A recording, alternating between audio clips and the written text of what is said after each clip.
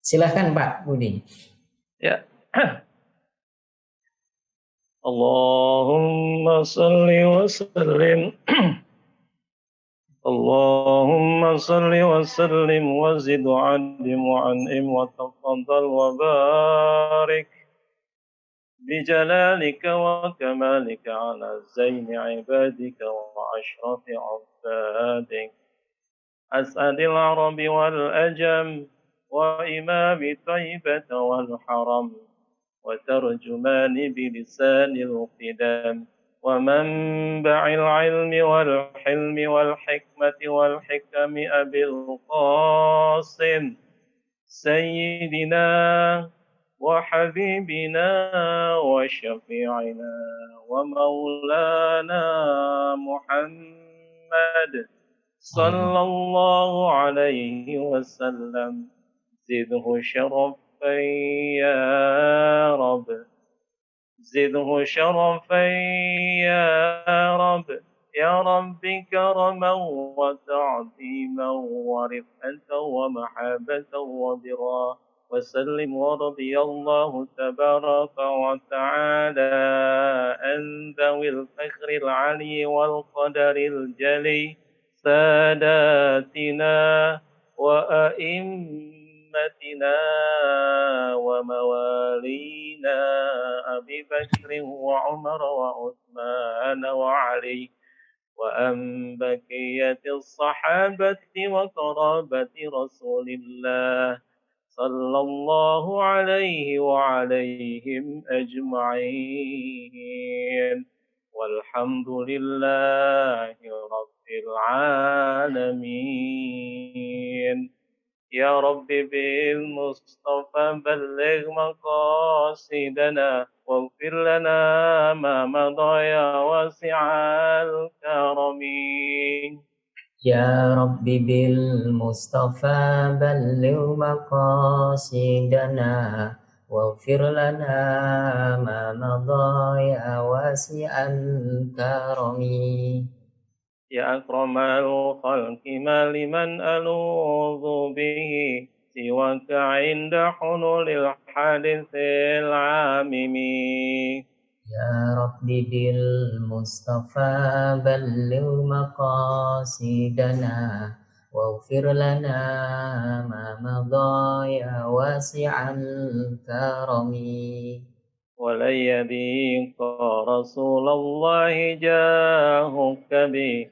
إذا الكريم تجلى باسم منتقم يا رب بالمصطفى بلغ مقاصدنا واغفر لنا ما مضى يا واسع الكرم فإن من جودك الدنيا وضرتها ومن علومك علم اللوح والقلم يا رب بالمصطفى بلغ مقاصدنا واغفر لنا ما مضى يا واسع الكرم يا نفس لا تقنطي من زلة عزمت إن الكبائر في الغفران كالأمم يا رب بالمصطفى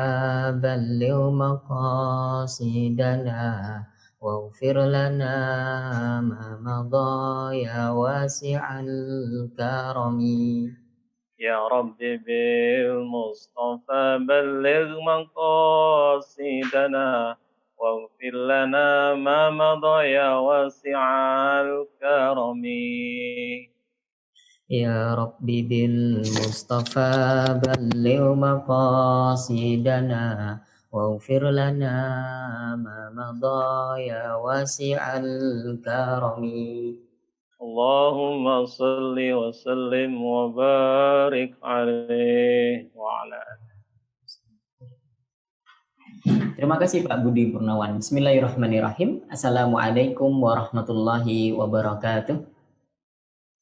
Alhamdulillahi wassalatu wassalamu ala rasulillahi wa ala alihi wa ashabihi wa mawalah. Allahumma 'allimna ma yanfa'una wanfa'na bima 'allamtana wa zidna 'ilman nafi'an ya rabbal alamin.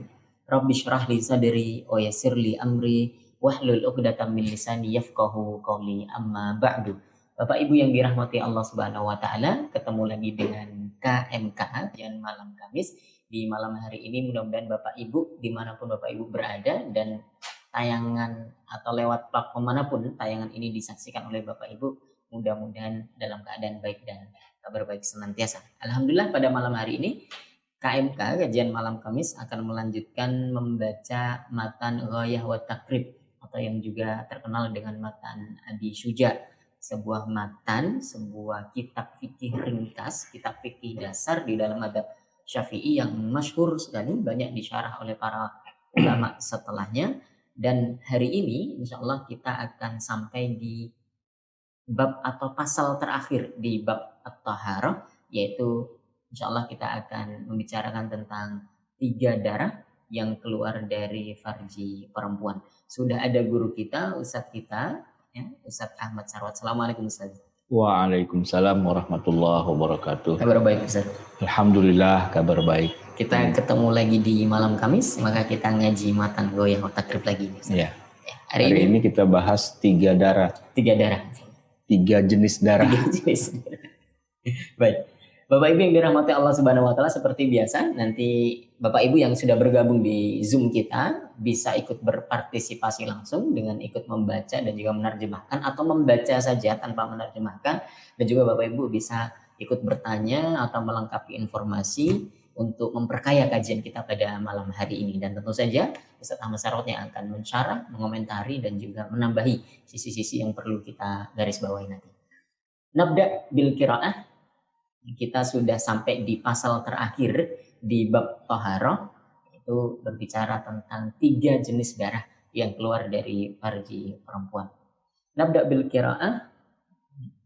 Qala al-mu'allifu rahimahullah wa nafa'a bi ulumihi fid dunya wal akhirah amin ya rabbal alamin. Faslun wa yakhruju minal farji thalathatu dima'in, damul haidhi wan nifasi wal istihadati. Faslun, pasal, wa yakhruju, dan keluar, min, dari al-farji, kemaluan atau farji perempuan, salah satu 3 dima'in, darah. Pertama, damul haidi, darah haid, wan nifasi, darah nifas, yang kedua, dan yang ketiga, wal istihadati, yaitu darah istihadah. Iya, dima itu jamak dari damun ya. Jadi dam itu 1, tapi kalau dima itu jamaknya. Jadi kalau dibilang ada 3 darah, ya salah satu dimain. Di sini para ulama khususnya di dalam madzhab Syafi'i membatasi bahwa darah yang keluar dari rahim atau dari kemaluan seorang wanita itu memang hanya ada 3. Kalau bukan darah haid dan bukan darah nifas, ya berarti darah istihadah. Jadi istihadah itu nanti dipahami sebagai sederhana sekali, semua darah yang keluar yang bukan haid dan yang bukan nifas, gitu ya. Sehingga bikin definisi atau ta'rifnya itu gampang gitu ya. Nah yang susah nanti bikin ta'rif atau definisi dari haid dan nifas. Sedangkan yang istihadah, pokoknya yang bukan haid, yang bukan nifas, semua darah itulah darah istihadah. Dan masing-masing punya konsekuensi hukum. Ya, haid itu ada hukumnya, nifas juga, dan istihadah juga. Kayaknya kita langsung aja ya ke yang berikutnya, atau mau dibacakan dulu? Ya, bagi Bapak Ibu sebelum kita masuk ke definisi masing-masing 3 jenis darah itu, dan juga nanti konsekuensi hukumnya, silahkan jika ingin membaca paragraf atau kalimat pertama di bab yang terakhir ini atau di pasal terakhir ini. Silahkan Bapak Ibu. Ya, saya baca. Pak Budi, tafadhol. Ya kan. Faslun, fasal wa yakhruju minal farji salah satu dima'in. Ada yang 3 macam darah yang keluar dari kemaluan wanita. Damul haidi, pertama darah haid, wan nifasi, kedua darah nifas, wal istihadati, dan ketiga darah istihadah. Ya, itu bacanya bukan wal istihadah tapi wal istihadah. Hamzahnya itu hamzatul wasl, walis tihabah. Tapi nggak apa-apa sih ya. Itu kan bukan Quran. Oke, silakan siapa lagi, ada yang lain? Baik. Silakan ada yang ingin membaca lagi? Kalau tidak ada, barangkali saya nanya dulu Ustaz. Sebelum masuk ke definisinya Ustaz. Oke. Ini kan 3 darah ini hanya keluar dari farji perempuan. Gitu. Nah, kita ini yang belajar atau yang di jamaah KMK ini justru mayoritasnya adalah laki-laki. Kira-kira seberapa penting bagi laki-laki untuk mempelajari atau berbicara tentang bab ini? Ya, selama di dunia ini masih ada wanita, maka kita akan bergaul, entah itu sebagai istri, sebagai anak, sebagai ibu, sebagai saudari, dan sebagainya. Maka pengetahuan tentang darah haid ini nggak bisa terlepas dari orang-orang yang ada di sekitaran kita. Memang nanti akan lebih sangat terasa kalau itu adalah sebagai seorang suami. Ya, karena kan istri itu ya apa-apa bergantung pada suaminya gitu ya. Tetapi secara umum ya siapapun kita muslim ini harus tahu juga. Karena jangan sampai nanti ada orang yang salah dalam menjalankan agama, dia haid tapi dia sholat misalnya, ya kan? Atau kebalikannya, dia sudah seharusnya sholat tapi masih ngakunya masih haid. Nah itu kan kita wajib juga untuk memberitahu, ya, berbagi atau sharing ilmu, ya. Sehingga ilmu itu tidak harus kita, istilahnya nggak harus yang mengalami langsung sih ya. Kita belajar manasik haji itu tidak harus nunggu kita mau berangkat haji kan. Ya, begitu juga belajar zakat itu tidak nunggu kaya gitu. Ya kita belajar aja, belajar waris itu nggak usah nunggu mati dulu kan begitu ya. Jadi ya kita pelajari semuanya. Kita lanjutkan di kalimat berikutnya. Fal haidu huwa damu al-khariju min farjil mar'ati ala sabilis sihhati min ghairi sababi al-wiladati wa launuhu aswadu. Aswadu itu muhtadimun ladzaun. Ya, fal haidu, dan darah haid itu adalah ad-damu, darah, al-khariju, yang keluar, min, dari, farji, kemaluan, al-mar'ati, perempuan, ala, di atas, sabili, jalan, as-sihah, ya, kesehatan. Min ghairi, selain, sababi, sebab, al-wiladati, karena melahirkan. Walau nuhu, dan warnanya aswadun, ya, hitam. Muhtadimun ladzaun. Ini muhtadimun ladzaun itu saya agak kurang dapat ada terjemahan yang bagus. Kalau Ustadz Galih menerjemahkan sebagai terasa panas dan diikuti mual-mual pada perut. Di kitab-kitab syarah biasanya muhtadimun itu harun, ladzaun itu muji'un gitu. Muji itu kan dari kata ju', ya kan? Jadi bikin lapar. ya itu kira-kira begitu. Ya kira-kira begitu. Makanya Ustadz Galih ini kan yang menerjemahkan beliau ya. Ya beliau terjemahkan apa adanya aja. Muhtadimun tuh rasanya kok senut-senut apa gimana gitu ya. Muhtadim dan ladza itu juga apa tadi dia katakan di situ. Muhtadimun tuh terasa panas, itu ada mual-mual. Bikin mual. Ya kira-kira seperti itu. Emang ini bahasa kuno. Tapi bahasa kuno itu betul-betul mewakili. Ya, jadi cuma satu kata, nah tinggal kita puyeng nih, gimana ya menjelaskannya di zaman sekarang, karena kata ini jarang digunakan di zaman sekarang.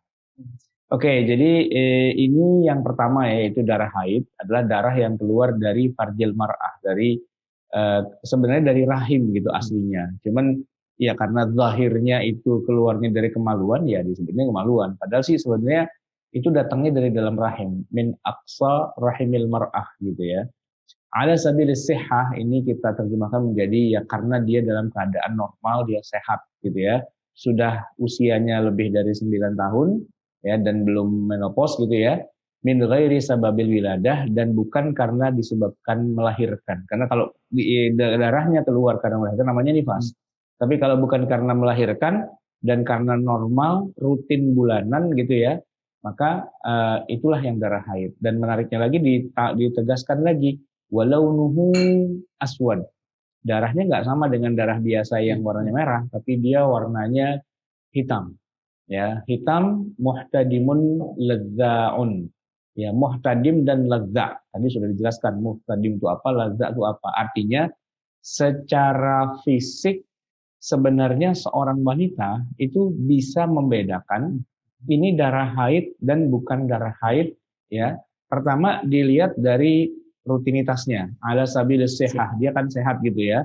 Kemudian juga bukan karena melahirkan. Kalau karena melahirkan namanya nifas. Nah, yang lebih penting dari itu semua adalah walaunuhu aswad. Warnanya itu kehitam-hitaman. Itu. Nah, sehingga nanti yang jadi masalah kan sering begini. Ini nih kita nih darahnya yang sering terjadi ya. Ini menentukan apakah ini masih haid apa sudah berhenti. Apakah darahnya berubah menjadi darah istihadah, apakah masih darah haid. Itu pusing 7 keliling gitu kan, sehingga nanti para ulama kemudian memberikan solusi-solusi. Sebenarnya sih aslinya solusinya cukup dengan melihat warnanya. Tapi karena ada wanita yang disebut dengan istilah mutahayyirah, ya, dia tuh bingung ya, nggak bisa membedakan, maka akhirnya pakai kalender begitu dan seterusnya. Tapi yang jelas intinya adalah ini darah yang keluar dari dalam rahim, kemudian ini terjadinya karena dia sehat, bukan karena melahirkan, warnanya hitam pekat dan muhtadimun dan ladza'un. Itu apa namanya ya, batasannya. Kenapa harus diketahui batasannya? Karena seringkali apa namanya, darahnya ini kemudian berganti status dari yang tadinya haid berubah menjadi istihadah gitu ya. Padahal hukumnya kalau lagi haid nggak boleh ini, kalau lagi istihadah boleh ini dan sebaliknya begitu kan. Nah, ini yang nanti akan menjadi masalah tuh di situ sebenarnya. Baik, kita sampai di batasan atau definisi dari darah haid, darah yang jenis pertama yang keluar dari farji perempuan. Bapak Ibu silahkan yang ingin membaca matan riwayat mutakrib ini dan juga mencoba menerjemahkan, silahkan. Saya. Pak Asep. Assalamualaikum. Iya. Fal haidu dan darah haid, darah haid huwad damu adalah darah al khariju yang keluar min farjin dari kemaluan perempuan. Min farjil mar'ati dari kemaluan perempuan, sabilis sihhati dengan cara sehat, min ghairi sababi bukan karena sebab al wiladati melahirkan, walaunuhu dan warnanya asudun kehitam. Salah harokatnya. Bisa dibenerin. Asudun ya. Okay. Aswadu. Ya, kehitam-hitaman, muhtadimun ladaun. Itu tadi mah nggak tahu itu artinya. Di scroll sedikit. Terasa panas dan mual. Gitu. Terasa panas dan mual-mual pada perut. Ya. Muhtadim itu bikin panas gitu, dan lada itu bikin mual. Bikin mual ya. Terima kasih. Baik, terima kasih. Ya, karena orang wanita haid itu biasanya emang dia apa sih mengalami apa namanya itu perih-perih atau sakit gitu kadang-kadang. Oke. Baik. Kita mau pindah nih ke nifas. Oke, kita pindah ke nifas. Kita jenis darah yang kedua, wan nifasu huwa ad-damu al-khariju akibal wiladati. Akibul wiladati wan nifasu, dan darah nifas huwa adalah ad-damu darah al-khariju yang keluar akibal wiladah karena setelah melahirkan. Itu definisi nifas. Sederhana sekali. Pokoknya ada orang melahirkan lalu keluar darah, yaitu darah nifas. Tapi dengan catatan ya, di situ ada kata-kata akibat. Akibat itu ya akibat gitu, gara-gara melahirkan gitu, oleh karena atau sebab gitu ya. Maka kalau terjadi keluar darahnya sebelum bayinya keluar, itu belum dikatakan sebagai nifas. Kan sudah ada istilahnya pendarahan, atau sudah ada pembukaan, atau sudah ada air ketuban pecah, apa segala macam gitu-gitu semua. Tapi itu belum masuk dalam konteks nifas. Nifas itu hanya terjadi apabila sudah keluar bayi, walaupun mungkin keluarnya tidak lewat kemaluan karena mungkin disesar. Tapi tetap keluar darah juga. Ya, artinya dimungkinkan terjadi haid juga lewat kemaluan gitu. nggak mentang-mentang bayinya lewat sesar terus nanti darahnya lewat perut gitu, enggak juga. Ya lewat jalur pembuangan juga begitu. Nah, itu begitu bayinya keluar atau bersamaan dengan bayinya keluar darah, itulah namanya darah. Ya. Dan nanti ada batas maksimalnya ya, yaitu sampai 60 hari maksimal, biasanya 40, tapi paling cepatnya ya sekejap ya pada saat itu aja. Gitu. Kita sambung dulu dengan definisi istihadah biar agak panjang nanti bacanya Bapak Ibu. Wal istihadatu huwa damul khariju fi ghairi ayyamil haidhi wan nifasi. Wal istihadatu istihadah huwa adalah ad-damu, darah al khariju yang keluar fi di ghairi selain ayyami hari-hari al haidhi haid wan nifasi dan nifas. Ya itu tadi yang saya katakan. Jadi darah istihadah itu adalah darah yang selain darah haid dan juga selain darah nifas. Al-kharij fi ghairi ayyamil haid wa nifas. Yang keluarnya itu di luar hari-hari haid, di luar hari-hari nifas. Begitu. Baik, Bapak Ibu, sampai di sini dulu. Saya persilakan Bapak Ibu bagi yang ingin membaca matan goyang skrip mulai dari definisi nifas sampai istihadah. Silakan.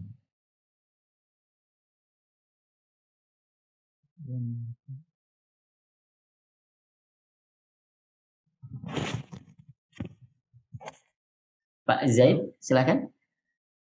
Wan nifasu huwa ad-damul khariju aqibal wiladati. Wal istihadatu terus ya. Ya. Wal istihadatu huwa ad-damul kharij fi ghairi ayyamil haidhi wan nifasi. Enggak sekalian maknanya? Oh, maknanya. Nifas adalah darah yang keluar setelah melahirkan. Wal istihadatu, sedangkan istihadah huwa ad-damul kharij, darah yang keluar fi ghairi ayyamil haid.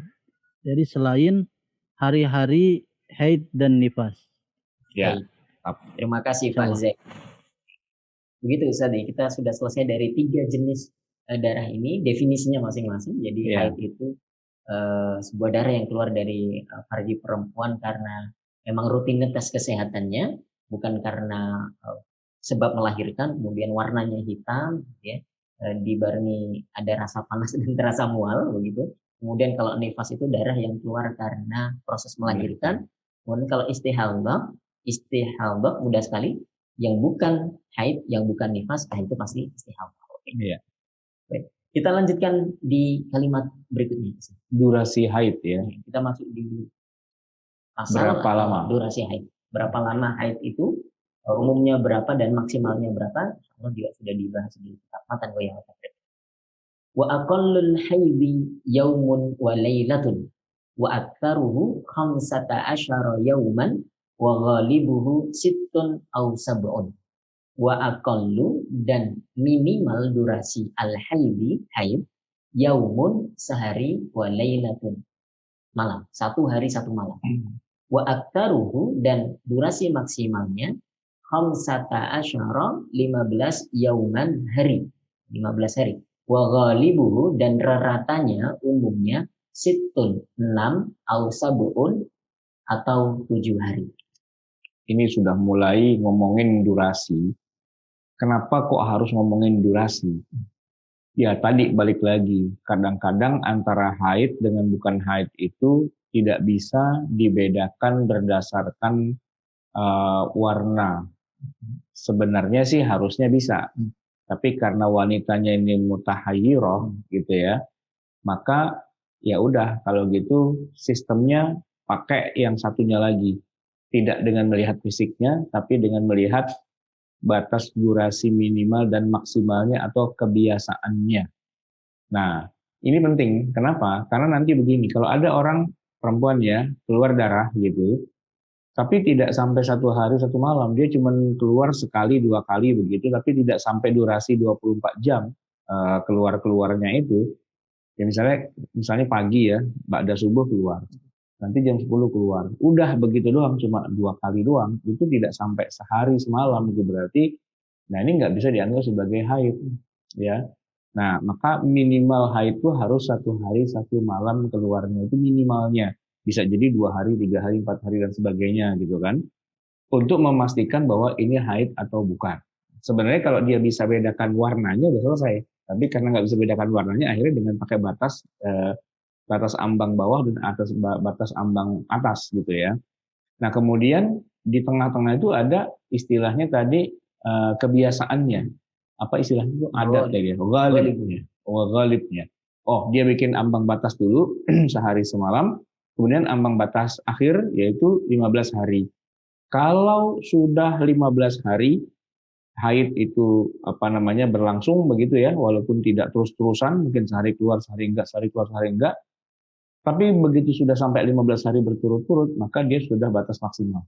Walaupun masih keluar darah, hari ke-16-nya sudah bukan lagi dianggap sebagai darah haid. Nah, nanti ada lagi wanita yang disebut dengan istilahnya mu'tadah. Wanita yang ya sudah terbiasa, sudah pernah haid sebelumnya dan dia sudah punya kebiasaan rutin. Sebenarnya dia bisa mengandalkan kebiasaannya bahwa ini masih haid apa enggak, ya tergantung berapa hari gitu ya, berapa hari dia punya kebiasaannya itu. Jadi sebenarnya itu ada 3 sih. Pertama dengan melihat fisiknya, yang kedua dengan melihat kebiasaannya, baru yang terakhir itu dengan melihat batas ambang minimal dan maksimal. Semuanya itu kembali lagi kepada satu hal, yaitu bagaimana membedakan ini haid atau bukan haid. Karena itu sangat krusial dan rata-rata para wanita tuh puyengnya di situ. Ya, kalau wanitanya puyeng, apalagi kita yang bukan wanita gitu, itu lebih puyeng lagi. Karena yang pelakunya saja itu jadi kebingungan dengan masalah darah ini haid atau bukan. Itu poinnya tuh emang yang jadi masalah di situ sebenarnya. Baik, kita baru berbicara tentang durasi haid, ya. Minimalnya itu 1 hari 1 malam, kemudian durasi maksimalnya adalah 15 hari, dan rata-ratanya itu 6 atau 7 hari. Sampai di sini dulu, Bapak Ibu silakan yang ingin membaca atau yang juga ingin mengajukan pertanyaan barangkali terkait pembahasan haid ini.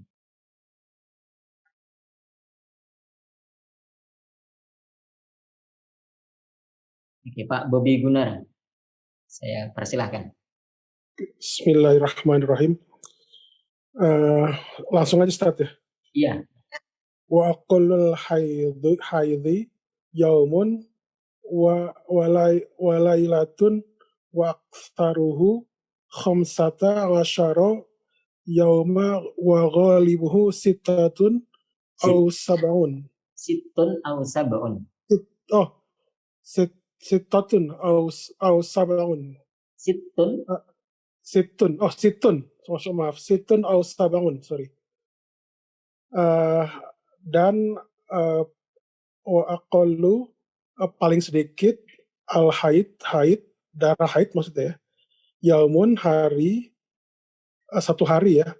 Wa lailatun 1 malam. Wa aktsaru dan paling banyak khamsata asyra yauma, 15 hari ya. 15 hari, betul. Ya, wa ghalibuhu umumnya situn 6 au sab'un atau 7. 7 hari, baik. Terima kasih Pak. Sebelumnya harus jelasin tuh kenapa situn, kenapa enggak sitatun. Oh, sorry. Itu nanti masuk di pembahasannya Ustadz Taku misalnya. Oh gitu ya. Bahasa Arab begitu. Ustadz, kalau ini terkait dengan darah haid dan nifas itu, kalau yang dari sumber hadisnya itu berupa darah haid atau nifas, Ustadz ya? Iya, jadi semua dalil tentang hukum-hukum haid itu hanya adanya haid saja. Tidak ada yang dalilnya tentang nifas gitu. Tapi kemudian para ulama mengaitkan semua hukum yang ada pada haid itu berlaku juga pada nifas ya, terkait dengan nggak boleh sholat, nggak boleh puasa, nggak boleh baca Quran yang tuh mushaf, masuk masjid dan sebagainya, itu di kias. Kalau hadis yang melarangnya itu cuman hadis-hadis terkait dengan haid saja. Nah, tetapi ya itulah contoh kias paling nyata yang nggak bisa dipungkiri itu adalah Dan semua menerima. Orang yang lagi nifas tuh ya nggak berani sholat, ya nggak puasa juga gitu. Kalau ditanya hadisnya mana, nggak ada. Lah tuh pakai apa? Pakai kiasnya ke haid. Hmm. Begitu Pak Bobi. Ada pertanyaan lagi? Nah, cukup Ustaz. Terima kasih. Jazakallah. Oh iya. Ada Pak Budi Purnawan nih angkat tangan. Saya persilakan dulu. Silakan Pak Budi. Ya Ustaz, mau bertanya ya masalah haid. Biasanya kan kalau wanita yang normal itu haidnya 7 atau 6 atau 7 hari. Nah, sedangkan kalau wanita yang memakai alat kontrasepsi itu biasanya haidnya itu nggak beraturan, Ustaz. Ya. Ini bagaimana dengan cara mandinya? Kadang-kadang kan dia sudah berhenti, ternyata besoknya ada lagi gitu, atau sekedar bercak-bercak sedikit gitu. Nah, ini jadi mengakibatkan proses mandi, ya namanya itu mandi bersuci untuk mandi itu gimana tuh Ya, caranya gitu? ya, jadi begini, aslinya kan ada 3 ya. Aslinya untuk mengetahui apakah dia sudah berhenti dari haid atau dia masih haid, itu dengan melihat fisiknya. Tadi warnanya hitam, pekat, apa segala macam gitu kan. Tapi, nah ini dia masalahnya. Di zaman sekarang ini kebanyakan wanita tuh sudah tidak mampu lagi untuk membedakannya. Di masa lalu itu bisa dengan mudah dibedakan. Saya juga nggak tahu kenapa gitu ya. Nah yang kedua baru bicara pakai kebiasaan gitu ya. Kebiasaannya 6 hari, 7 hari dan seterusnya. Tapi gara-gara ada tadi misalnya minum minum pil KB atau pakai alat kontrasepsi atau minum obat karena dia lagi mau menjaga biar nggak haid karena mungkin lagi haji atau umroh dan seterusnya itu, maka jadi kacau memang, jadi berantakan gitu. Nah akhirnya kalau pakai warna darah nggak bisa, pakai kebiasaan berantakan ya akhirnya pakai waktu. Waktu itu adalah ya pokoknya kalau darah masih keluar selama belum sampai 15 hari ya berarti masih haid gitu aja. Tapi kalau darah masih keluar tapi sudah lewat 15 hari ya berarti itu bukan haid. Jadi batasannya ngambil pakai durasi maksimal gitu, durasi maksimal. Bercak-bercak darah itu ya berarti darah kan gitu ya. Kecuali kalau yang apa istilahnya cuman apa sih istilahnya mereka tuh nyebutnya flek. Nah, begitu ya. Tapi nanti gini aja, istrinya Ustadz Budi suruh tanya istri saya aja gitu, biar lebih detailnya lagi. Kita adalah makhluk yang nggak terlalu detail banget gitu memahami hal-hal yang kayak gitunya ya. Jadi kalau ini majelis ini malam ini juga ada pengajian ibu-ibu nih di rumah fikih pakai Zoom yang lain gitu, yang baca kitab khusus satu kitab judulnya Perhaitan gitu loh. Kalau kita kan ngomongin sekilas-sekilasnya karena kita melihat dari jarak jauh ya, kita pakai CCTV, pakai remote control. Nah kalau mereka tuh langsung di TKP gitu. Begitu Pak Budi. Ada Pak Yadi Rosidi juga yang sudah angkat tangan. Saya persilahkan.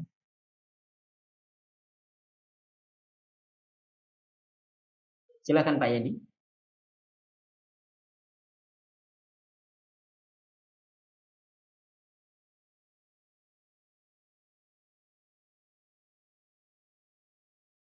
Belum kedengaran nih suaranya Pak Yadi. Jadi nyambung dengan pertanyaan Pak Budi tadi Ustaz. Kalau misalnya keluar darahnya tuh sampai lebih dari 15 hari. Ya. Berarti dihitung haidnya itu ya maksimal 15 hari itu. Ya, kalau sisanya itu berarti sudah walaupun darahnya keluar. Masih keluar. Istihadah berarti karena bukan haid, karena bukan nifas, bukan haid berarti istihadah. Berarti dia wajib sholat, wajib ya semualah kewajiban itu dan larangan-larangan buat orang haid sudah nggak berlaku. Ya. Oke, kita terusin. Ya, ini Pak Yadi sepertinya mic-nya error begitu. Oh gitu.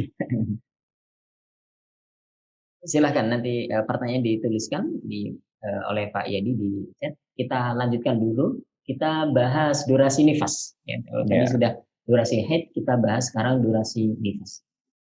Wa aqallun nifasi lahdotun wa aktharuhu sittuna yauman wa ghalibuhu arba'una. Wa aqallu durasi minimal an-nifasi dari keluarnya darah nifas lahdotun yaitu sekejap saja. Wa aktsaruhu dan paling lamanya atau maksimalnya sittuna yauman 60 hari. Wa ghalibuhu dan umumnya arba'una 40 hari. Ini durasi nifas. Iya. Ya lahzah itu atau sekejap gitu istilahnya, maksudnya bukan sekejap mata langsung hilang darahnya gitu kan. Enggak, ya maksudnya sekejap tuh ya, walaupun cuma muncrat atau keluar tuh hanya pada saat bayi keluar doang, nah itu berarti sudah, begitu darah nggak keluar-keluar lagi ya sudah, berarti dia sudah Selesai dari nifas. selesai dari nifas, sudah wajib untuk sholat dan seterusnya gitu ya. Tapi wa aktsaruhu, nah durasi maksimalnya itu adalah 60 hari.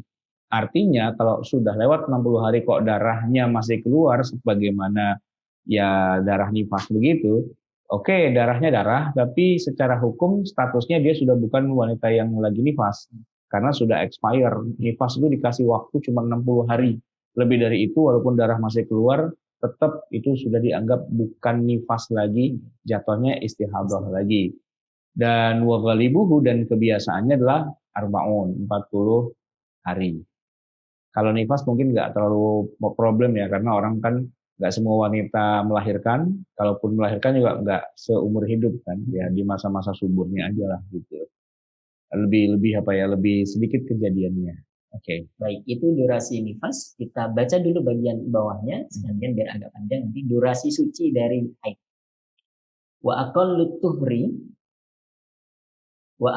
tuhri bainal haidataini 15 yauman wala hadda li aktsarihi. Wa aqallu, dan durasi minimal at-tuhru, suci, masa suci, bainal haidataini, di antara dua masa haid, 15 yauman, adalah 15 hari. Wala hadda, dan tidak ada batas di aktsarihi untuk durasi maksimalnya. Ini durasi suci dari haid. Jadi kan orang itu perempuan ngalami haid, ngalami suci, haid, suci, haid, suci, haid, suci. Tadi kan kita sudah bicara tentang kalau haid itu maksimalnya 15 hari. Ya kan? Maksimalnya 15 hari dan minimalnya sehari semalam. Sekarang lawannya yaitu suci. Suci itu maksudnya adalah antara dua haid itu ada durasi suci. Nah, durasi suci itu ada batas minimalnya tapi nggak ada batas maksimalnya. Batas minimalnya baru dikatakan itu suci kalau dia setidak-tidaknya 15 hari. Maksudnya gini, ini kan haid nih, terus kosong gitu ya, sehari, hari pertama, kedua, 3, 4, 5, 6, 7, 8, baru hari ke-8 sudah keluar lagi darah. Oh berarti 8 hari ini nggak bisa dikatakan sebagai suci. 8 hari ini malah justru kebalikannya, malah haid. Begitu. Jadi untuk bisa dikatakan sebagai ini masa suci, ya dia minimalnya harus berdurasi selama 2 minggu atau 15 hari itu. 15 hari itu ya 2 minggu itu pas. Misalnya sekarang nih hari malam Kamis gitu ya. Ketemu malam Kamis lagi, itu 15 hari gitu. Artinya dia harus tidak boleh keluar darah selama durasi 15 hari itu. Baru itu bisa dianggap sebagai suci. Kalau belum sampai 15 hari kok ternyata sudah keluar lagi darah, oh berarti itu bukan suci. Itu berarti masih dianggap masih haid, walaupun jedanya mungkin sampai seminggu nggak keluar-keluar, tapi udah 7 hari kok keluar lagi. Oh berarti yang 7 hari tadi itu dianggap masih haid terus gitu. Nah, baru bisa dianggap yang nggak keluar-keluar itu sebagai masa suci dalam arti tidak haid, itu kalau minimalnya 15 hari. Gitu. Itu kan batas minimal. Jadi 15 itu angka keramat. 15 adalah batas maksimal haid dan 15 adalah batas minimal suci. Gitu ya. Nah, sedangkan batas maksimal dari suci itu nggak ada batasnya. Jadi bisa saja seorang wanita haid nih misalnya 7 hari atau 10 hari atau tadi berapa 15 hari gitu ya. Setelah itu darah nggak keluar-keluar lagi sampai 3 tahun.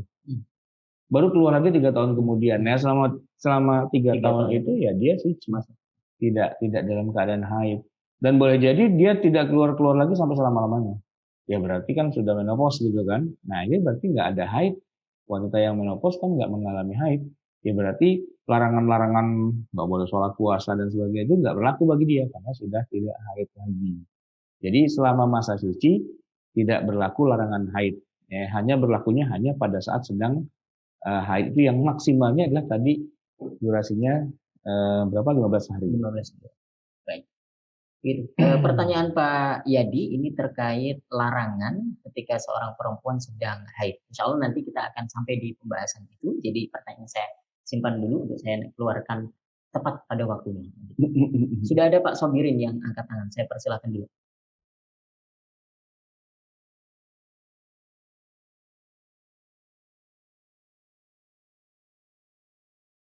Silakan Pak, saya sudah coba unmute dari sini. Belum bisa ya. Kita isa aja 7:30. Oh.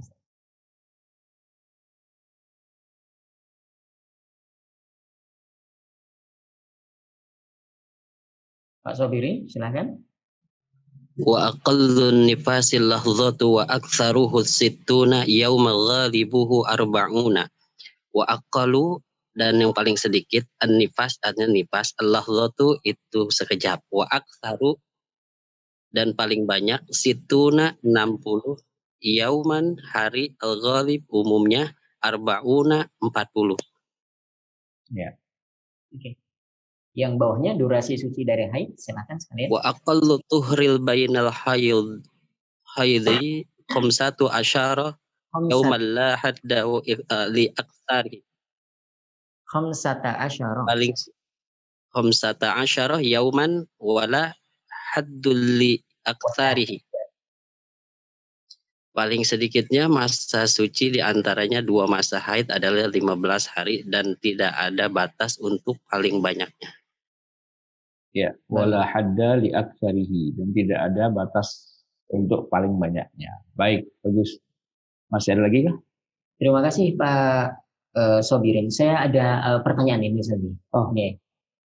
Di masa suci di antara 2 masa haid itu kan minimal 15 hari tadi. Misalnya seorang perempuan itu dari tanggal 1, ini contoh kasusnya. Dari tanggal 1 sampai tanggal 10 itu keluar darah. Ya, haid. Kemudian berhenti sampai 10 hari kemudian. Berarti di 1 sampai 10 keluar. Lu berhenti, nggak keluar lagi. Sampai 10 hari. Sampai 10 hari berikutnya. Kemudian, tapi keluar lagi setelah itu. Keluar lagi setelah itu. Kemudian keluar terus sampai 15 hari berikutnya. Ya. Jadi kita mulai dari yang pertama ya. Keluar selama 10 hari. Itu belum sampai mentok maksimal kan. Maksimalnya kan 15 hari kan. Nah, tapi kemudian udah berhenti. Nah, berhenti. Kalau mau dikatakan berhentinya itu adalah suci, berarti berhentinya minimal harus 15 hari. Nah, ternyata 10 hari kemudian dia keluar lagi. Oh, berarti ini bukan masa suci. Gitu loh. Ini adalah masa di mana dia tadi itu 15 harinya belum ketemu. Jadi harus dihitung ke 15 harinya dulu, baru setelah itu dia baru dianggap suci.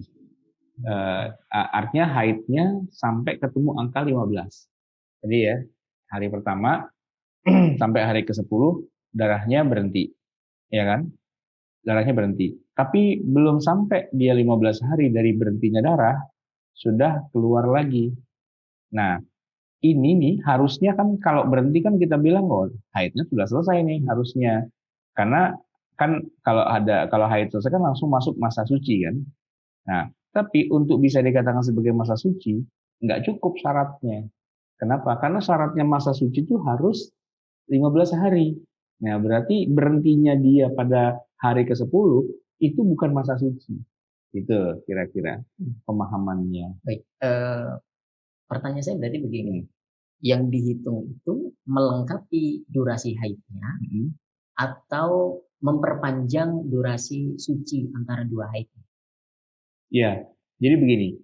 Seorang perempuan yang sedang haid, kan dia tidak 24 jam darahnya keluar terus. Kan nggak begitu kan? Dia keluar mungkin pagi, nanti siang keluar lagi, sore keluar lagi. Tapi ya antara keluar dan berhenti itu kan selalu terjadi. Nah, itu durasinya minimal itu kan 1 hari 1 malam, maksimalnya 15 hari.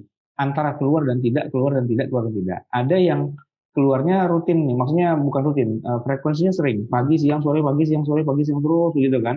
Tapi ada yang keluarnya nih, hari pertama dia keluar gitu misalnya, sampai hari kedua gitu, tapi hari ketiga, 4, 5, 6, 7 itu berhenti. 8 muncul lagi. 8, 9, 10 itu keluar, tapi biasanya berhenti lagi gitu. Jadi berhentinya itu lama gitu. Keluarnya beberapa hari, terus berhenti lama. Nah, apakah kalau keluar haid, kalau berhenti suci, kalau keluar haid berhenti suci? Enggak. Nah, untuk bisa dikatakan haid, ya, dia ada durasi minimalnya harus sehari semalam dan maksimalnya harus 15 hari. Kan gitu ya. Nah, untuk bisa dikatakan haidnya sudah berhenti, ya berarti kan harus suci. Nah, sucinya itu ada syaratnya. Sucinya harus 15 hari. Kalau nggak sampai 15 hari berhentinya kok keluar lagi, berarti tadi tuh yang jeda 10 hari itulah haid gitu sebenarnya. Tapi kalau dihitung dari hari pertama, udah 10 tambah 10 kan berarti 20. Iya. Nah, padahal kan maksimalnya cuma 15. 15. Ya berarti angka 15-nya itu.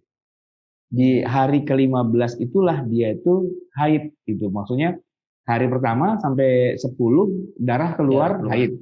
Dari 10 sampai 15 darah nggak keluar tapi dianggap haid. Nah, itu yang jadi pertanyaan saya. Ya. Nah, apakah itu atau jadi kita panjangkan masa haidnya Ya. atau kita hitung dari masa sucinya. Jadi 10 hari yang pertama itu haid, kemudian 10 hari berikutnya itu tidak keluar darah, itu adalah masa suci. Nah, begitu keluar darah lagi selama 15 hari tadi itu, 5 yang pertama itu dianggap masih suci meskipun keluar darah. Iya. Nah, iya. Gitu. Karena jatuhnya, jadi gini ya, kalau haid kan harusnya darahnya keluar, dan kalau suci kan darahnya nggak keluar. Tidak. Tapi untuk bisa dikatakan haid, itu tidak bisa melebihi dari 15 hari. Dan untuk dikatakan suci, tidak boleh kurang dari 15 hari. Gitu ya kan. Jadi ya, nanti akan kebalik-balik. Ada darah keluar tapi dianggap bukan haid, ada darah nggak keluar tapi dianggap haid. Karena ini main anggap-anggapan. Nah, gitu. Karena menggunakan sistem durasi, dan ini yang saya katakan bikin pusing. Kan harusnya kan haid itu kalau keluar darah, iya, tapi kok nggak keluar darah dianggap haid, sehingga nggak boleh nggak boleh sholat, puasa dan sebagainya, nggak boleh ini itu gitu kan, padahal darahnya nggak keluar karena terkena protokol. Nah, gitu. Ini protokolnya adalah kalau haid itu nggak boleh melebihi 15 hari, dan kalau suci nggak boleh kurang dari 15 hari. Karena protokol itu kan gimana ya? Oh, nggak apa-apa kok, aman. Ya bukan masalah aman apa nggak aman. Protokolnya begitu. Kalau lagi COVID harus pakai masker, harus apa, walaupun mungkin kita merasa dia udah di swab, udah di apa dan sebagainya, tapi tetap ada protokol gitu.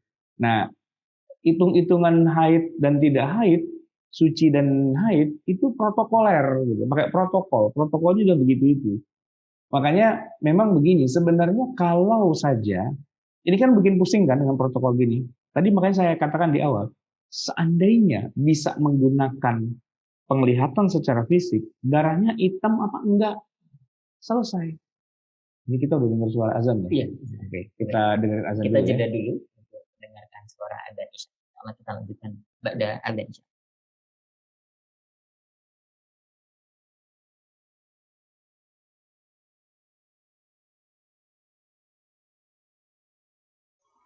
Cek, bismillah, kita lanjutkan lagi diskusi kita. Bapak Ibu yang dirahmati Allah Subhanahu wa taala, masih di KMK kajian malam Kamis, dan kita masih sampai di durasi suci dari haid. Begitu, Ustaz. Iya, tadi saya lagi bicarakan tentang 3 metode dalam mengetahui atau mendetek seorang wanita itu sebenarnya sudah selesai atau belum haidnya, sudah berhenti atau belum gitu ya. Itu kan kita kebanyakannya menggunakan metode yang langsung loncat yang ketiga. Padahal sebenarnya ada metode yang kedua, yaitu pakai kebiasaan.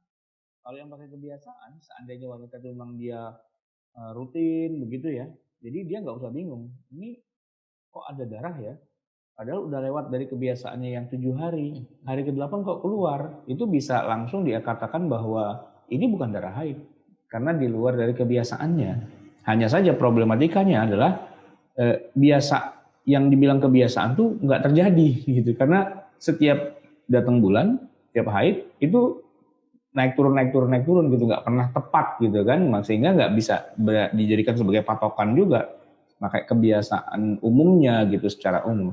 Nah, tapi sebenarnya ada metode yang paling dasar sebenarnya, yaitu dengan melihat fisiknya gitu kan. Saya diskusi dengan beberapa dokter kandungan, mereka bercerita bahwa darah haid itu aslinya kan adalah sel telur yang gagal dibuahi, maksudnya yang tidak mengalami pembuahan. Setiap bulan memang secara alami, secara natural, wanita yang dewasa yang sudah baligh itu akan memproduksi sel telur yang kalau dia punya suami lalu bersetubuh, maka sperma jantan ini akan membuahi sel telur. Lalu kalau emang berhasil terjadi pembuahan, ya itu jadi janin, jadi bayi. Tapi ketika tidak mengalami pembuahan, maka sel telurnya ini akan gugur. Nah, gugurnya itulah yang kemudian disebut sebagai darah. Secara kacamata awam dibilangnya sebagai darah gitu. Tapi kenapa kok darah tuh nggak merah?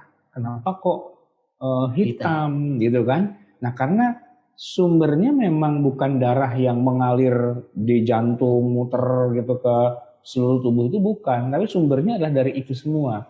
Sehingga sebenarnya kalau para dokter itu bisa membedakan sebenarnya, oh ini darah haid, oh ini bukan darah haid, itu ketahuan. Ya nggak usah jauh-jauh, kita zaman sekarang sudah modern banget ya. Golongan darah itu kan bisa dibedakan, ada darah A, B, AB, O gitu kan. Bahkan kandungan darah itu apakah dia istilahnya mengandung gula darah atau mengandung apa dan sebagainya, itu bisa ketahuan. Termasuk juga orang yang punya tekanan darah tinggi, darah rendah, apa kan bisa diukur gitu kan. Ilmu pengetahuan sudah maju. Masa sih bedain mana darah haid dengan darah bukan haid, kok nggak bisa gitu kan? Harusnya sangat-sangat bisa kan? Sangat mudah. Saya membandingannya dengan test pack. Pernah dengar istilah test pack nggak? Ibu-ibu tuh kalau mau ngetes apakah sudah terjadi kehamilan atau belum gitu ya, itu dia cukup pakai alat yang bisa dibeli di apotek gitu kan. Kalau centang 2, kok centang 2 tuh ya, 2 strip gitu istilahnya, oh hamil nih gitu. Paling tidak secara quick count ini kayaknya hamil nih. Coba nanti harus periksa ke mana, ke dokter kandungan. Nah nanti akan ada alat ukur yang lebih akurat lagi. Tapi setidaknya pakai test pack itu langsung ketahuan. Oh positif kan begitu ya, pakai test pack. Nah kenapa ya tidak ada test pack haid? Jadi kalau seorang perempuan ragu-ragu, ini darah saya haid apa enggak ya? Ya dia pakai test pack itu aja, langsung keluar haid, nifas, istihadah, kan ada tiga strip itu. Nah jatuhnya di mana? Harusnya ada itu. Kalau itu sudah ada kan nggak usah ngitung-ngitung yang tadi 15 hari, puyeng begitu kan? Test pack aja, terus kasih lihat, oh bukan haid, ya aman. Gitu kan seharusnya. Itu logika saya sih. Menarik juga kalau benar ada alat itu. Ya karena begini, angka-angka 15 hari tadi itu semua kan bukan berdasarkan nas gitu. Ya kan, tapi apa istilahnya istiqra gitu, berdasarkan pengalaman gitu, berdasarkan percobaan di tengah, dan itu adalah angka yang sifatnya masih global banget gitu ya. Artinya bisa jadi dengan perubahan struktur tubuh gitu ya, itu angka-angka tadi bisa terkoreksi kan, bisa jadi kan. Mungkin bangsanya beda, ya rasnya beda, makanannya beda. Di sana orang makannya mungkin roti, kita makannya jengkol, kan berubah itu kan harusnya gitu kan. Nah daripada kita puyeng ini gimana ya, apakah angka-angka 15 hari dan sebagainya itu universal dan sakral begitu, atau ini adalah angka hasil dari percobaan di lapangan gitu, apakah tidak mengalami koreksi gitu kan. Nah saya justru mengatakan bahwa kenapa nggak di para dokter tuh bikin alat yang sederhana aja. Kalau saya melihatnya begini, Al-Imam Syafi'i sendiri ketika bikin ketentuan-ketentuan kayak gini, beliau tuh berangkatnya bukan dari apa-apa kecuali dari para dokter yang hidup di masanya. Beliau sendiri punya cita-cita kan mau jadi dokter, makanya dikatakan ada 2 ilmu yang harus dikuasai, ilmu fikih dan ilmu kedokteran gitu kan. Jadi karena beliau punya perhatian yang sangat kuat dengan ilmu kedokteran, maka beliau kembangkan materi tentang haid yang pakai ilmu kedokteran. Jadi ini berangkatnya dari ilmu kedokteran. Nah kalau ilmu kedokterannya terkoreksi gitu kan, berarti kan tadi semua istihad tadi kan akan mengalami koreksian juga sebenarnya kan. Nah ilmu kedokteran sekarang bukan terkoreksi kalau menurut saya. Ada yang sebenarnya malah harusnya lebih akurat gitu, yaitu pakai test pack haid. Test pack haid itu mudah-mudahan kita dorong para ulama yang juga dokter begitu ya, pihak-pihak yang berwenang bisalah kira-kira menciptakan alat itu dan mempopulerkan. Tapi akan geger. Kenapa? Karena kita dari dulu belajar ilmu haid nih, yang ini yang kita pelajari. Nggak ada tuh keluar kata test pack haid itu. Nanti dibilang bid'ah atau dibilang ngada-ngada lagi nih gitu ya. Karena dianggap terlalu berani kan, karena mengoreksi apa-apa yang sudah terlanjur berjalan selama ratusan tahun gitu. Kita lanjutkan Ustaz nih, Iya. di kalimat berikutnya kita bahas tentang usia haid. Iya. Wa aqallu zamanin tahidu fihi al-mar'atu tis'a sinina wa aqallul hamli sittatu ashhurin wa aktsaruhu arba'u sinina wa ghalibuhu tis'atu ashhurin. Wa aqallu zamanin, dan paling sedikit usia tahidu fihil mar'atu, yang dimungkinkannya seorang perempuan itu mengalami haid, tis'a sinin, yaitu usia 9 tahun. Wa aqallul hamli, dan durasi minimal seorang itu hamil itu sittatu ashhur, 6 bulan. Wa aktsaruhu arba'u sinin, maksimalnya bisa sampai 4 tahun usia kandungan. Wa ghalibuhu, dan umumnya tis'atu ashhur, 9 bulan. Ini yang kemudian saya lihat sangat berpotensi untuk mengalami pergeseran. Ya, pertama begini, ini bukan nas Quran, bukan hadis gitu kan, tapi berdasarkan analisa kedokteran yang sangat maju di masa itu, ya, yaitu mengatakan bahwa aqallu zamanin tahidu fihil mar'ah tis'a sinin, 9 tahun, karena berdasarkan banyak testimoni atau berdasarkan penelitian. Tapi pertanyaannya begini, seberapa banyak respondennya? Gitu. Kalau kita sekarang nih, kita lagi ngomongin kalau mau di ini nih, corona ini ada vaksin. Untuk bisa dikatakan vaksin ini aman dan berhasil, itu kan dilakukan percobaan. Ya, ada tes fase 1, fase 2, fase 3. Kita nih di Indonesia nih sekarang lagi fase yang ketiga nih, tes gelombang atau fase apa istilahnya, periode 3 gitu kan. Itu yang disuntik tahu nggak berapa jumlahnya? 1.600 orang. Jadi bukan 10, 20, 30, bukan testimoni, tapi 1.600 orang gitu kan. Dan di setiap negara dilakukan kayak gitu, bahkan negara-negara tertentu malah sampai ribuan orang. Nah, datanya kalau dari semakin banyak responden itu kan lebih bagus. Pertanyaannya, tis'usinin, angka-angka yang disebutkan itu kalau dilihat dari sisi ilmu ilmu penelitian, statistik dan sebagainya, pertanyaannya berapa banyak, gitu kan? Karena ini kan berdasarkan pengalaman gitu. Termasuk juga yang unik nih, nanti kita bisa diskusi sama dokter ahli kandungan. Emang bisa kandungan itu selama berapa tahun tadi di perut? 4 tahun. 4 tahun, gitu. Konon ada yang bilang bahwa Imam Syafi'i itu di dalam perut ibunya 4 tahun. Ada yang bilang begitu. Tapi ada yang bilang juga bukan Imam Syafi'i. Tapi Imam Syafi'i melihat ada orang yang sampai 4 tahun gitu dalam perutnya. Tapi kalau kita bicara tentang ilmu kedokteran modern, saya kok lebih sering ketemu dengan para dokter yang bilang nggak mungkin.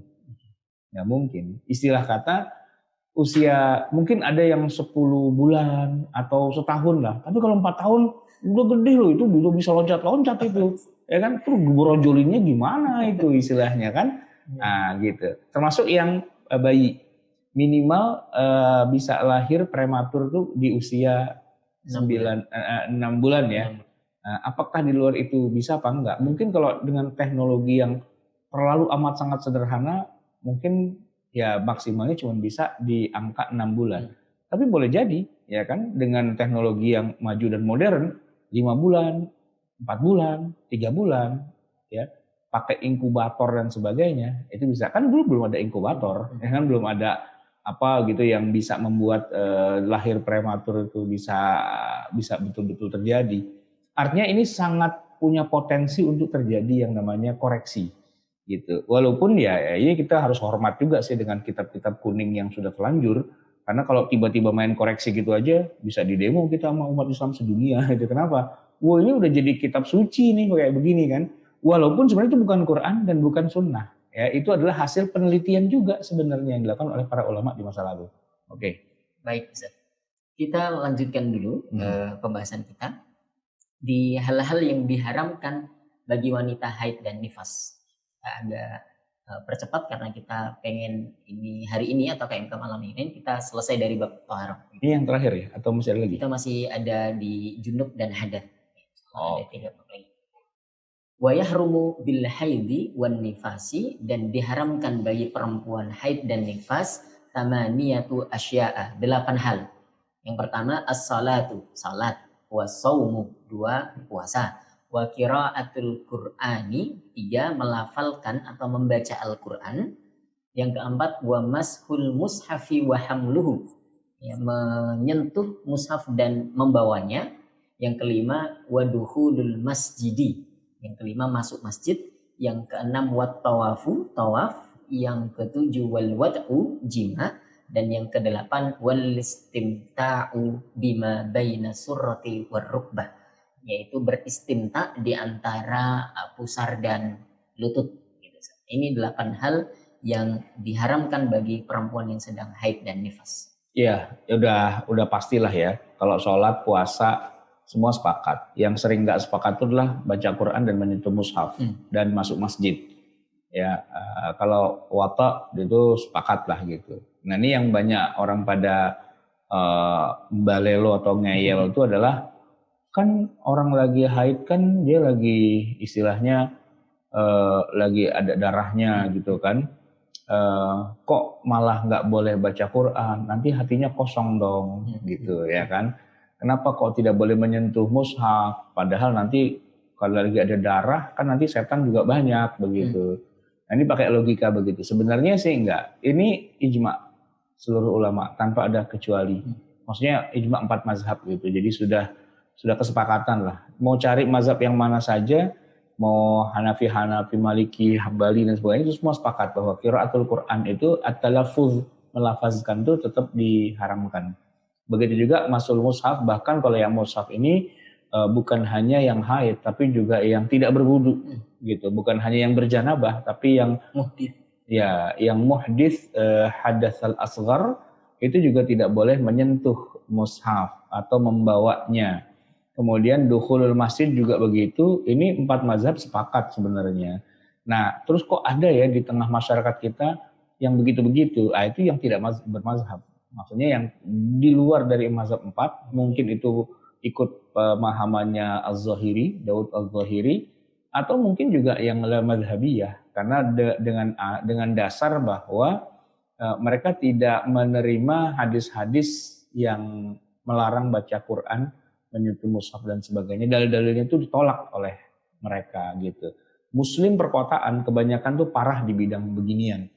Jadi ya mereka tetap baca Quran, tetap masuk masjid dan sebagainya. Emak-emak milenial yang pada pakai hijab dan hijrah-hijrah itu kalau haid tetap aja mereka pada masuk masjid gitu. Saya tahu itu kenapa? Karena ada pengajian sebelum zuhur, pengajian ibu-ibu di masjid.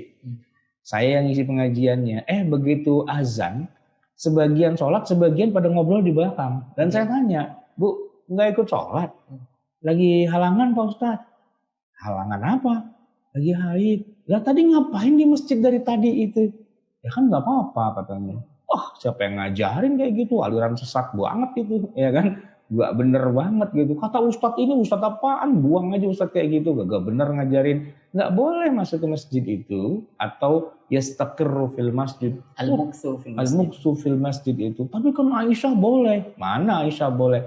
Aisyah tuh dipanggil sama Nabi, bawain baju, bawain keperluan, tapi langsung keluar lagi. Illa abiri sabilin gitu kan. Boleh masuk masjid asal numpang lewat. Nah ibu bukan numpang lewat, numpang tidur di sini. Numpang ngorok sekalian gitu kan. Itu nggak boleh. Tapi karena nggak pernah belajar ilmu fikih, yang kayak gitu-gitu ditabrak. Termasuk tiap hari tilawah juga dengan alasan nanti hafalannya hilang gitu. Padahal nggak akan hilang karena kan yang dilarang itu cuma melafazkan. Seandainya dia dengerin pakai headset nggak ada masalah. Dia puter kaset tilawah tuh nggak masalah. Nonton orang ngaji tuh nggak masalah. Membaca dalam arti teks gitu ya, di komputer, di layar, di HP, di mana itu nggak masalah, asal tidak dilafazkan begitu. Yang jadi masalah kan melafazkannya. Tapi inilah problematika emak-emak milenial hijrawati itu ya, karena nggak belajar ilmu agama, yang begitu ditabrak juga gitu. Tapi masalahnya adalah karena selalu diulang-ulang, jadi kayak udah semacam akidah dasar itu nggak bisa diubah lagi udah itu. Dari sononya udah begitu. Dikasih tahu kagak ngerti juga. Baik, Ustaz. Masih terkait larangan perempuan wanita atau perempuan dan wanita yang haid dan nifas ini, Ustaz, Tadi pertanyaan dari Pak Yadi Rosidi itu terkait larangan tidak boleh bersetubuh, itu apakah tidak boleh sama sekali atau boleh yang penting tidak terjadi jima? Kalau menurut mazhab Syafi'i ini atau setidaknya menurut kitab ini itu wal istimta'u bima baina as-surrah wa rukbah itu nggak boleh. Ya, kan ada wata itu nomor 7 kan wata. Wata itu kan jima, dukhul gitu ya. Tapi yang nomor 8 itu istimta'. Istimta' itu berarti nggak boleh bercumbu antara pusat dan lutut. Nah, begitu. Nah, ini kan jadi masalah gitu. Walaupun nanti khilafiyah gitu ya kan. Kalau mazhab Hambali malah boleh, nggak apa-apa. Yang penting tidak terjadi dukhul. Walaupun tanpa alas dan sebagainya itu kalau pakai mazhab Hambali lebih vulgar gitu. Ya, isna'u kulla syai'in illa nikah illa dukhul illa al-wata gitu. Nah, sehingga karena ada hadis katanya Aisyah itu haid tapi dicumbui oleh Nabi dalam keadaan berpakaian atau dalam keadaan pokoknya tidak terjadi jimaknya itu sendiri. Tapi dalam mazhab Syafi'i ini agak sedikit lebih ketat gitu. Wabil khusus kitab ini secara tegas mengatakan al-istimta' itu tidak boleh juga. Ya sekedar bercumbu pokoknya yang antara wilayah pusat dan lutut. Di luar itu nggak masalah. Baik. Satu lagi Ustaz terkait ini dari Pak Sabih Ibnu Mahyuddin Lubis dari Facebook. Hukum jima yang disangka sebelumnya suci tapi tiba-tiba darah keluar lagi Ustaz. Ya itu nggak apa-apa kalau menyangkanya tapi dengan persangkaan yang benar ya. Bukan menyangka yang ala udah anggap aja enggak gitu. Itu udah kebelet namanya itu. Kalau kebelet lain lagi ceritanya. Ya kalau emang dia ini perkiraan udah suci nih, makanya dia udah sholat, udah mandi janabah dan sebagainya. Menyangka nih kalau udah begini biasanya udah habis nih gitu kan. Ya sudah, dia sudah sholat, dia sudah mandi janabah dan sebagainya, terus melakukan jima, habis itu ternyata keluar lagi. Nah, itu insya Allah di luar dari apa yang dilarang. Karena asal jangan dia mendahului yang seharusnya gitu. Artinya ini masih 50-50 antara keluar lagi apa tidak, itu nggak boleh. Tapi kalau udah ini sudah 90% yakin ini sudah berhenti nih. Makanya dia mandi, kemudian dia sholat dan sebagainya, lalu dia jima dengan suaminya gitu kan. Habis itu keluar lagi. Nah, itu udah lain ceritanya begitu. Baik, Ustaz. Kita masih ada sedikit waktu, insya Allah kita lanjutkan di dua pembahasan berikutnya. Di nomor 14 atau poin berikutnya adalah yang diharamkan saat berhadas kecil. Wayahrumu dan diharamkan alal muhdithi bagi seorang yang berhadas kecil satu asya'a 3 perkara.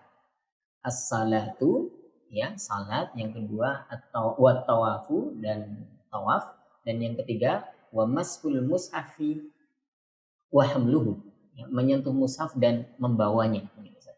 Ya jadi ini sama ya antara hadas kecil dengan hadas besar kalau bicara tentang sholatnya. Tidak boleh sholat. Hadas kecil, hadas besar tidak boleh sholat. Hadas kecil, hadas besar tidak boleh tawaf. Hadas kecil, hadas besar tidak boleh menyentuh mushaf gitu kan. Nah tapi kalau yang bawahnya itu hanya yang berhadas besar yang berjanabah.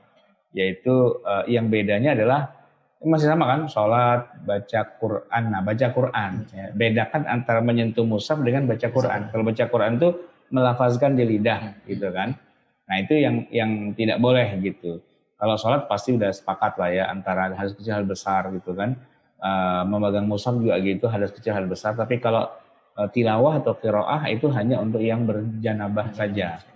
Ada 5 ya kan. Berarti misalnya saya ini nggak punya wudhu, berarti berhadas kecil. Itu masih boleh baca Quran tetapi tidak boleh menyentuh mushafnya gitu.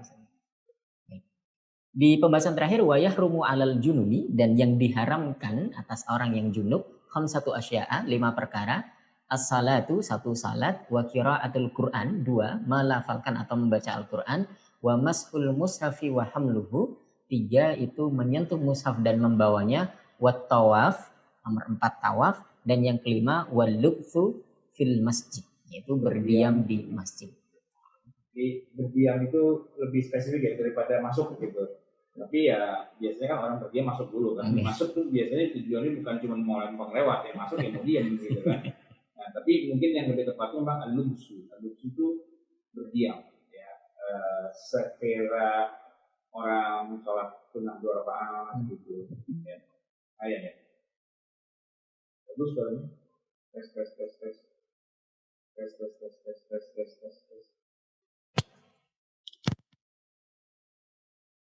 Tes. Ya, jadi ya yang khusus hanya pada keadaan berhadas besar itu adalah membaca Al-Qur'an, ya, melafazkan ayat Qur'an dan berdiam di dalam masjid. Sedangkan sholat untuk mushaf, tawaf dan sebagainya itu share antara hadas kecil dan hadas besar. Baik, Ustaz. Ini ada pertanyaan dari Pak Abdul Halim dari Facebook, Ustaz. Ya. Tadi yang diharamkan bagi perempuan yang haid atau nifas atau yang juga junub itu adalah qiraatul Quran, membaca Al-Quran atau melafazkan Al-Quran. Nah, ini pertanyaannya, kalau melafalkan tanpa membaca. Ya. Jadi untuk perempuan yang hafal, jadi dia nggak boleh melafalkan tapi nggak baca, maksudnya nggak lihat gitu. Mengeja, kan? Iya. Justru begini, kalau mengeja tanpa melafalkan malah boleh. Berarti dalam hati. Iya kan? Nah, justru yang tidak boleh itu adalah melafalkan di lidah, walaupun dia hafal, tidak melihat, tidak mengeja teksnya gitu. Jadi yang diharamkan, jadi istilah memang kiroah itu memang agak susah diterjemahin ya. Kiroah itu melafazkan dengan lidah, intinya begitu kalau saya terjemahinnya, biar gampang gitu. Baik dengan cara dia nyontek ataupun dengan cara dia merem. Yang nggak boleh itu melafazkan di lidah. Nah, sedangkan kalau dia nyontek tapi tidak di lidah, hanya di dalam batin, dalam hatinya, itu malah nggak apa-apa. Gitu. Misalnya nih ya, ada qari Syekh Abdul Basit Abdul Somad. Suaranya kan enak tuh, ya kan, bayati, jiharka, ras, apa segala macam. Dan dia memang suka dengan nagom. Nah, dia boleh ngikutin, tapi dengan gitu aja, gitu kan? Ya, nah dia gitu aja malah nggak apa-apa, boleh gitu kan, nadanya ngikutin tapi nggak boleh melafazkan gitu. Jadi di lidah itu yang jadi masalah. Baik. Dari Pak Muhammad ini pertanyaan susulan, apakah termasuk baca kitab yang ada ayat Al-Qur'annya, Ustaz? Baca kitab itu tergantung ya. Kalau kita nih sekarang baca kitab kita bunyiin, suaranya keluar. Tapi kalau besok mau ujian, antum baca kitab itu ya nggak bunyi kan? Baca dalam hati aja, kan paham, nggak apa-apa. Baca Quran tuh, ya baca Quran ya baca ayatnya itu kalau dalam hati aja kan nggak apa-apa. Yang nggak boleh tuh membunyikan, melafazkan, memasukkannya ke dalam titik artikulasi di mulut kita. Nanti yang nggak boleh. Gitu. Jadi ya baca kitab. Kalau misalnya kita bacanya bunyi gitu ya, terus ada ayat Qur'annya, kita diam, nggak usah baca, nggak usah bunyiin gitu istilahnya. Yang teksnya mungkin yang lainnya hadis atau apa baca dengan keras, oke. Tapi pas begitu ayat Qur'annya nggak usah dibunyiin, kan gitu ya. Nah, tapi kalau model baca kitabnya yang model baca kitab yang udah ahli, yang udah jago, nggak bunyi, ya nggak apa-apa, nggak ada masalah. Atau misalnya kalau kita baca tapi memang niatnya itu bukan dalam rangka membaca Al-Qur'annya, tapi membaca bukunya itu yang kebetulan ada ayat Al-Qur'annya gitu. Enggak, jadi bukunya itu ketika mengutip, sedang mengutip ayat Qur'an kah, ataukah sedang bicara tentang misalnya zikir atau doa. Nah gitu, jadi bedainnya bukan dari ini di kitab atau enggak di kitab, tapi dengan nawa itu si penulisnya, si pengarangnya atau si pengucapnya itu, dia niatnya baca Qur'an atau dia niatnya berdoa. Misalnya gini, dan dalam masalah ini sudah dijelaskan oleh Allah Subhanahu wa taala dalam ayat Al-Qur'an yang bunyinya qul ya ayyuhal kafirun. Nah, ini kan ketika ngomong qul ya ayyuhal kafirun, kan niatnya baca Quran. Karena beristidlal dengan ayat Al-Qur'an. Gitu kan? Kecuali misalnya dalam kitab itu tulis, Anda bisa saja membaca doa, misalnya doa Rabbana atina fid dunya hasanah. Nah, ini kan konteksnya lagi ngomongin doa dan sedang tidak bicara ayat Quran. Kebetulan doanya itu iktibasnya ada di Quran. Itu nggak apa-apa. Jadi kita berdoa Rabbana atina fid dunya hasanah wa fil akhirati hasanah wa qina azabannar dengan niat bukan baca Quran, dengan niat baca doa. Walaupun itu ayat Al-Qur'an. Walaupun itu ayat Al-Qur'an. Tapi kalau tadi ngomongnya di kitab, nah kitab itu kan mengutip ayat Quran. Siapnya atau munasabahnya ini lagi ngomongin lafaz ini sebagai Quran kah atau sebagai doa? Gitu. Kalau sedang ngomongin sebagai Quran, walaupun kitab, ya itu Quran jatuhnya. Karena niatnya lagi baca Quran. Kecuali, tadi saya katakan contohkan kan, di paragraf itu, si penulisnya mengatakan, silahkan baca doa Rabbana atina fid dunya hasanah. Bukan silahkan baca Quran yang bunyinya. Silahkan baca doa yang bunyinya Rabbana atina fid dunya hasanah. Berarti boleh. Silakan Anda bertasbih subhanallah. Bertasbih ini aja tasbih. Bukan silakan Anda baca Quran yang bunyinya subhanallah. Nah, itu nggak boleh. Ketika diniatkan baca Quran jadi nggak boleh. Ketika diniatkan zikir jadi boleh. Karena Quran dengan zikir mungkin lafaznya bisa sama tapi niatnya yang berbeda. Itu yang sering kita bingung kalau baca kitab-kitab syarah itu yang diharamkan itu adalah qiraatul Quran biqasdil qiraah. Kalau biqasdinya itu zikir atau doa itu ya juz, boleh begitu ya. Tapi kalau biqasdil qiraah itu yang tidak diperbolehkan. Makanya kalau kita sebagai mahasiswa di IKI bacanya di depan Bu Huzaimah, itu dibilang bacanya yang bagus, karena baca Quran, karena biar pahala gitu kan. Baik. Dia bilang, wah saya nggak bisa baca kayak gitu, kenapa saya lagi haid, jadi nggak baca. Alhamdulillah Ustaz, kita selesai dari kitab Taharah, dari bab Taharah, dari mulai dulu kita belajar air, kita bermain air, macam-macam air yang diperbolehkan dengannya kita berwudu atau bersuci, sampai di hal-hal yang diharamkan atas orang yang berjanabah.